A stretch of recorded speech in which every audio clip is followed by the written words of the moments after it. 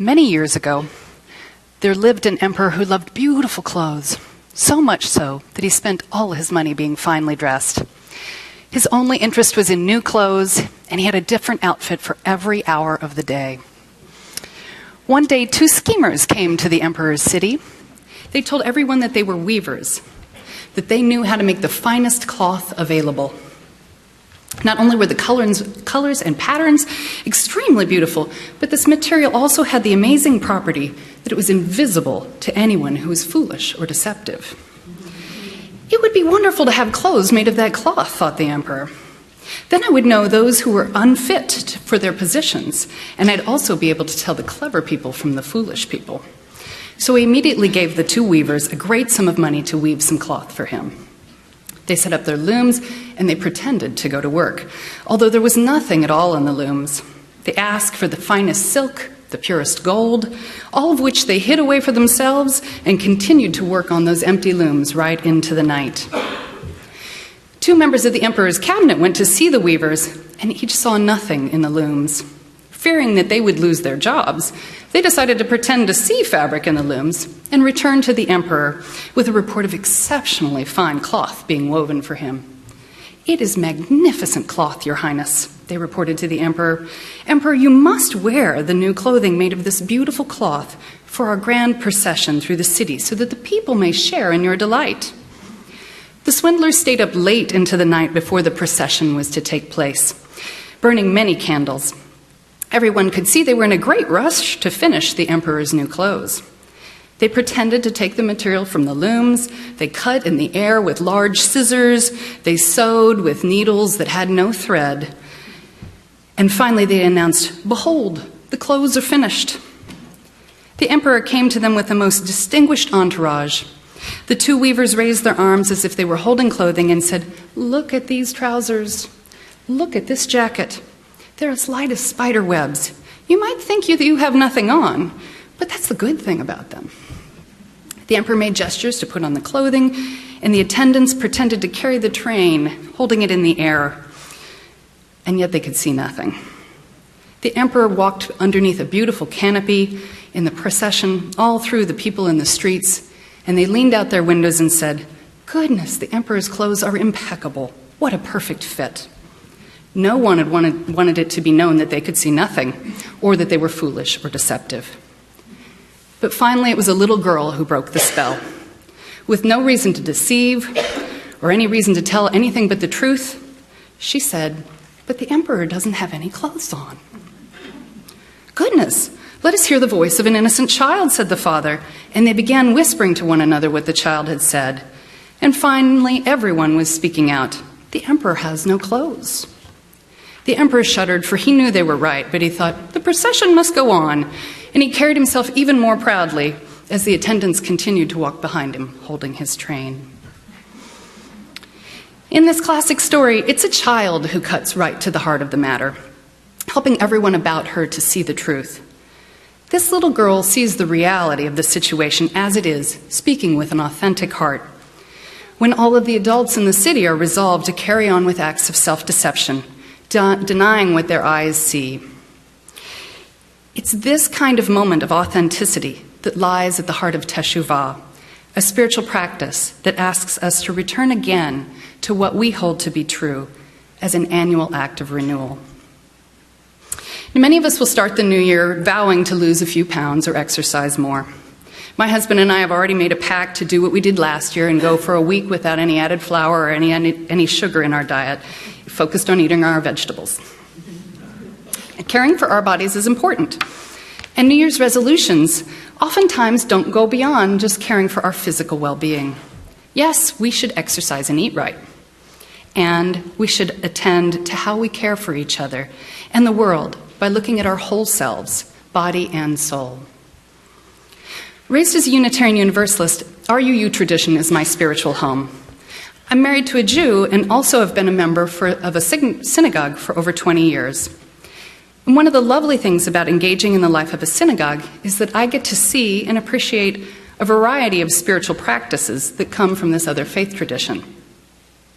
A number of years ago, a spiritual director I now count as a friend, Ellen Stromberg, offered a workshop on Jewish spiritual renewal at the synagogue in the time leading up to the high holidays, and I signed up for it.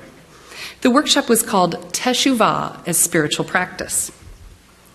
It's tradition that every year at the start of the high holidays, practicing Jews take an inventory of sorts of their lives.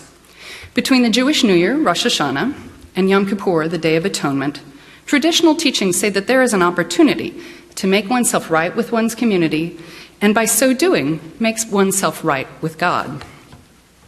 Those 10 days between the big Jewish holidays are also understood as the window of time when God makes a decision about the merits of each individual. The liturgy of the highest of the Jewish holidays says that 3 things can lead a person on a life of blessing for the year that is coming: prayer, acts of kindness, and the practice of Teshuvah. Now, prayer and acts of kindness are wonderful, but I'm going to set those aside today. And today we'll focus on Teshuvah.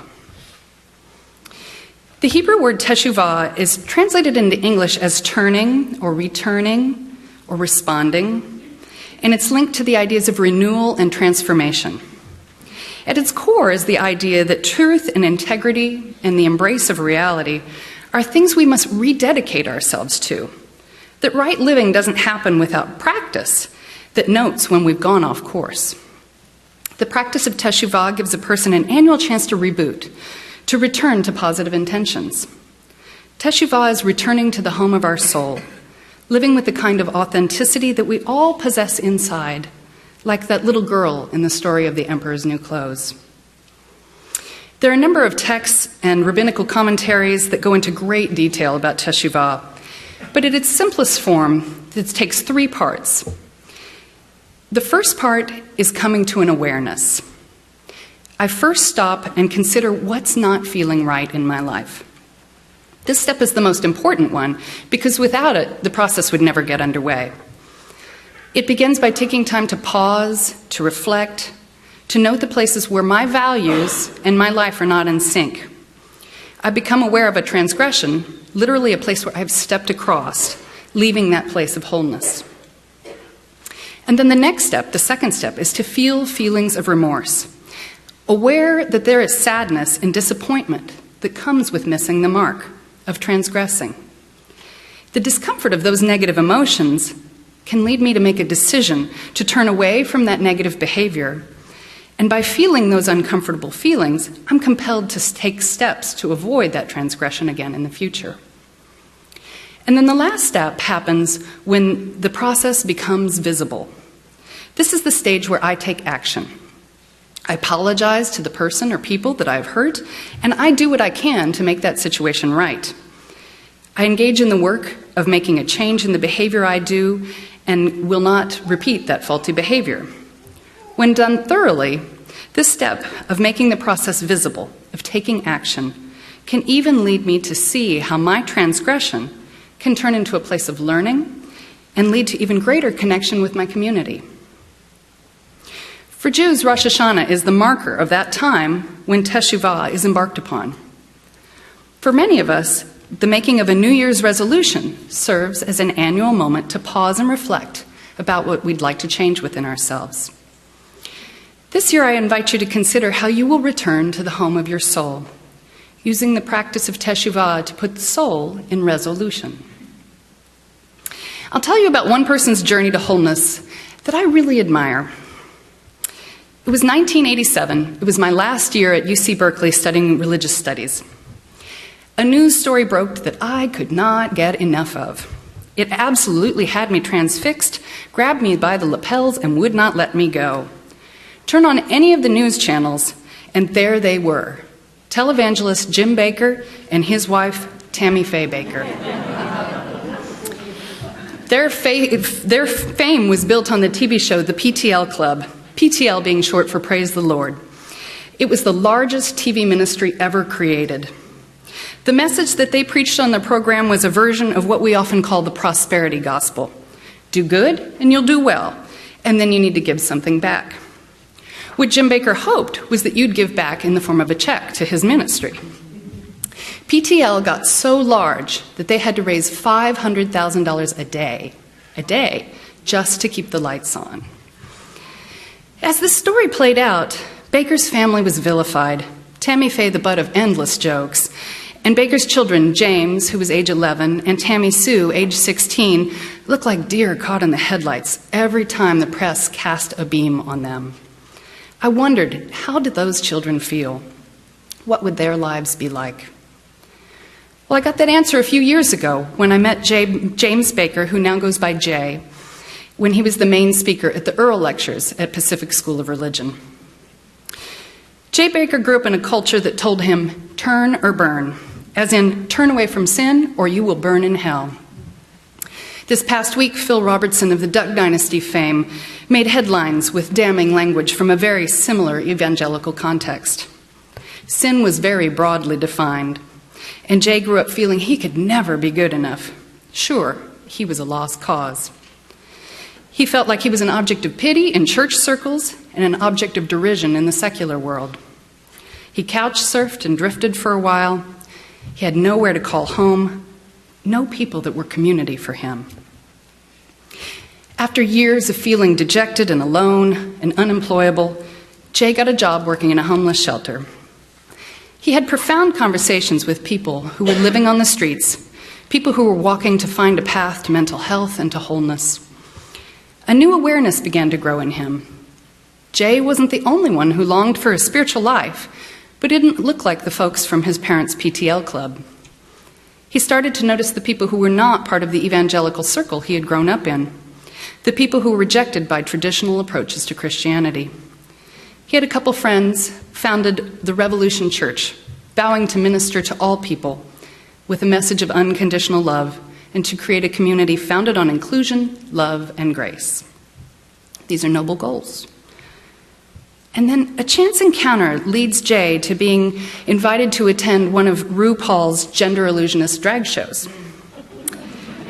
Fearing what the Christian media might say about him, Jay is not sure he wants to go, but at the last minute decides he'll attend. As the show is closing, a spotlight is turned on Jay, and the audience applauds for him. And the MC wishes Jay luck in his ministry and sends healing wishes to Jay's mother, Tammy Faye, who was being treated for cancer at the time. It's a moment where he feels deeply loved and cared for by a community he did not expect would care for him. This is the moment where Jay takes step one in the Teshuvah process. He becomes aware of how he has certain values about universal love of God and that they don't fit with the biases he's carried forth from his childhood. If he believes God's love is universal, he sees that he can no longer abide the homophobic rhetoric he's heard all his life about same-gender loving people, gender illusionists, or trans people. He sees that his ministry must move to a deeper level of integrity. He then takes the second step, the next step, turning towards wholeness and justice, feeling the pain and remorse of having carried a homophobic bias into his ministry. His heart aches as he begins to examine how he came to believe negative notions about same-gender loving people. Taking time to study the scriptures, Jay begins to understand how biblical interpretations had been used and misused to cut people out of the Christian community from which he came. And finally, in the third step of the Teshuvah process, he made his process visible. Jay Baker preaches at Revolution Church and around the country, doing his best to voice words of love and justice for all. Sometimes he gets calls from churches or organizations who want to hear the son of Jim and Tammy Faye Baker and assume his message will mirror that of his parents. When he begins preaching, he gets lots of nods of approval and amens, and as he gets deeper into his sermon, preaching a message of love and inclusion for all people, no exceptions, the room will go silent. Sometimes he has actually been booed out of a pulpit. But he keeps at it and speaks with an authentic voice. And then this last year, he published a book called Fall to Grace, in which he speaks out, making a case for love and justice. So that's an example from the Christian context. But there really is a universalist language that undergirds Jay Baker's story. Rabbi Jonathan Sachs, a Hasidic Jewish teacher, says that there's an important core concept of Teshuvah, one that fits very well with our universalist heritage. Sachs says, the underlying nature of the human being is in essence good.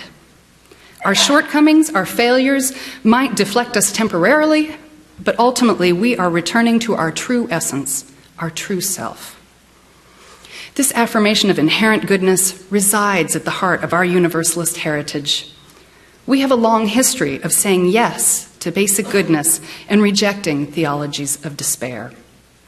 During the Dark Ages and the Middle Ages, the period of Christian history where theologies arose that cast humans as hopeless sinners, corrupt and nearly irredeemable from damnation.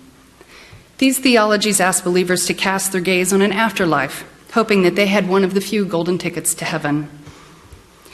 And when the Universalist message began to spread in America about 300 years ago, Universalists didn't spend their time focusing on what happens after life is over.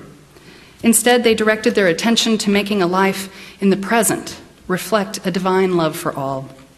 Hell would come to be understood as something humans created in this life by cruelty and greed.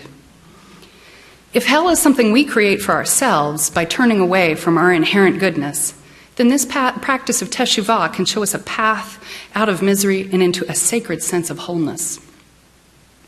There's one last part of Teshuvah that deserves our attention. The Jewish practice is not done in a vacuum. It is done in community. Universalist theologian Clarence Skinner has said, "Those who have faith in the world are the one upon whom rests tremendous responsibility of redeeming the world." Redeeming the world is not something anyone can do alone. This congregation and our wider circles of connection can help us on the path to renewal. UU congregations can be sanctuaries of truth-telling and of wholeness, places that give us an opportunity to reach beyond our worldview. We engage with one another, spurring each other on to more sacred and more whole and complete lives. At MDUUC, we have many places where our sense of integrity is supported and enhanced. If you take a commitment to try on new ideas, you might come to one of the racial justice group's study sessions on Michelle Alexander's book, The New Jim Crow. Work is being done to establish a relationship with Cisco, the Interfaith Community Support Organization, and getting in on that dialogue is a good place to begin. Each month here there are vigils at the West County Detention Center where people are detained due to their immigration status. Many of us have attended these vigils, but if you've never gone, now might be the time to try and go to one.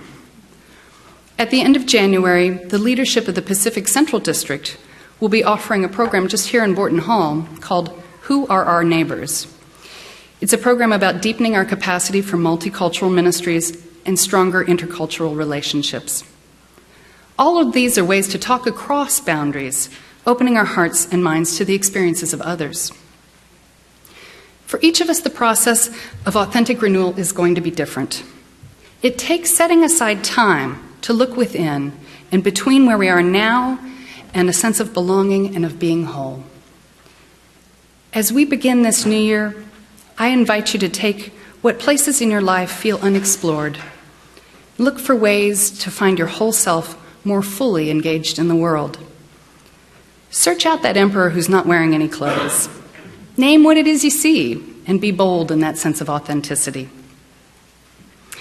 May the practice of Teshuvah bring you to a start of a new year in which you feel refreshed, renewed, and may this beloved community support you on your journey towards wholeness and integrity. Blessed be.